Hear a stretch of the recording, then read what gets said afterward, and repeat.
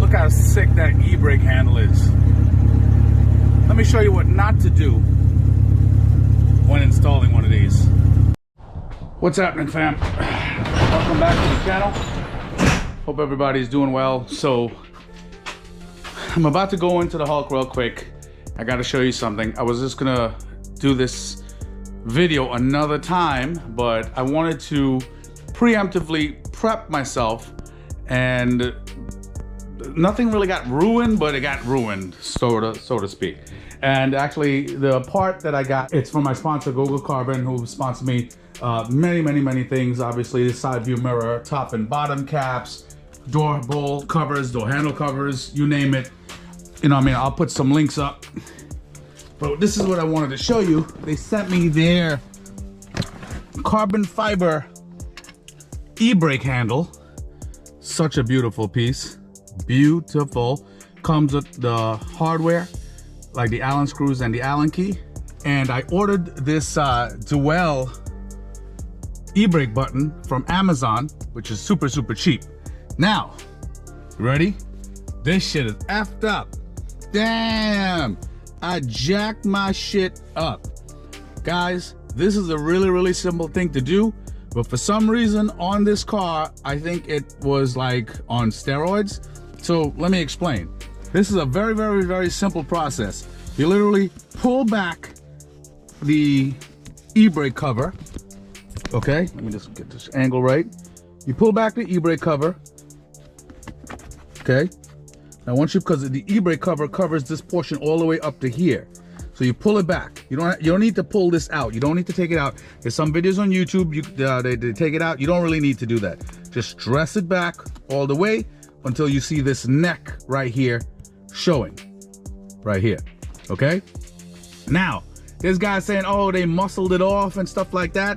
There is glue under here, and the temperatures are super cold. Guys, what I would recommend is getting a heat gun, warming it up, and then trying to muscle it off or turning it with a pliers. I actually covered it with a cloth and tried turning it with one of my channel locks, and obviously this is what it did. But let me tell you, I needed to, because this thing was not coming off. This thing was on steroids. Now, with your e-brake button, this e-brake button, I'm gonna tell you also right now, obviously it's still same principles, lefty loosey, righty tighty. So you're turning it this way.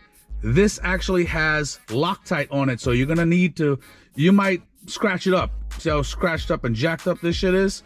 Well, I don't care, it's a cheap part anyway, and I'm not using it anymore, but there's Loctite, they put Loctite in it from the factory, so you're gonna feel a lot of resistance before it even comes loose. Mine didn't even come loose all the way out until the end. So almost an inch of thread was tight. And I'll, as I said, I'll put up a picture and I'll show you the Loctite on there. Now, once you're done, you pull it off. Literally, I'll pull up another picture. In here, there was a lot of glue, and I'm talking a lot of glue. But I cleaned the shaft down already. You can see it's nice and clean. Just shake off. You could put some brake sparks cleaner on here, and or just flick it like that, and the Loctite just flies off.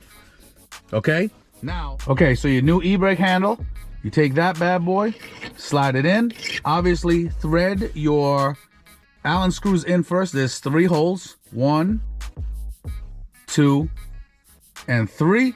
Thread it in. This notch portion over here, that goes to the bottom.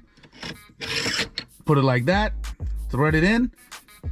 Now, once you put it all the way in, then you could screw in your e-brake button. Guys, just remember, if you're squeezing anything, remember there's empty space to the bottom of this right here. Don't squish it in, otherwise you're gonna have a problem for your e-brake button to fit. Okay? Everything is gonna be in the description, so don't fret about it, all right?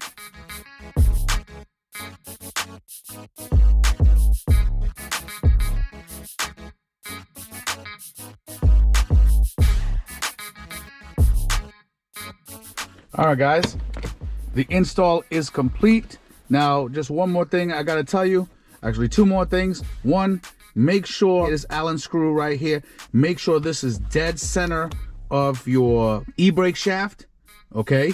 And then your other two Allen screws are gonna follow on the side over here. Just make sure it's dead center, okay?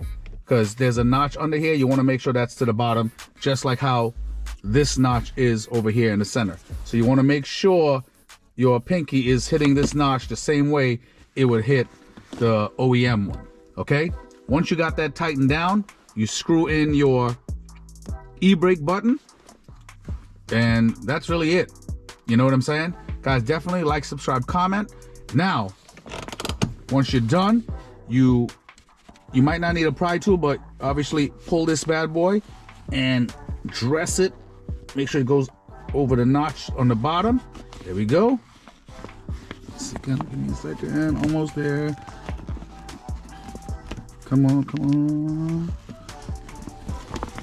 There we go. All right. So now your e-brake boot is covering the e-brake handle nicely down to the bottom. And that's it. So now when you put this bad boy down, looks like that. Pull it up, looks like that. Man, that looks dope though. So guys, as I said, this is a learning experience for me as well. There's a lot of debris in here, like from the glue, but it's pretty bad in there. Like really, really bad. It's really bad in there. This thing did not want to even come out. That's why I had to use a channel lock and wring this thing off. Now, I'm not using this anyway. I'm not gonna sell this or anything. I don't care about it, so it is what it is. And my e-brake button, you saw the condition of that. So it is what it is with that as well. Guys, everything is gonna be in the description. Guys, again, like, subscribe, comment. Hopefully you learned something from this today. I definitely did. And I will talk to you guys soon. Take it easy.